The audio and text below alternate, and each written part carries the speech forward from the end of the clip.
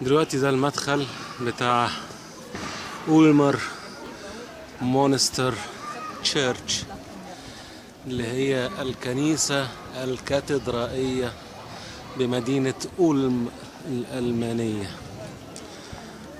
أكبر وأضخم وأعلى كنيسة على وجه الكرة الأرضية، ارتفاعها 160 متر. يعني شيء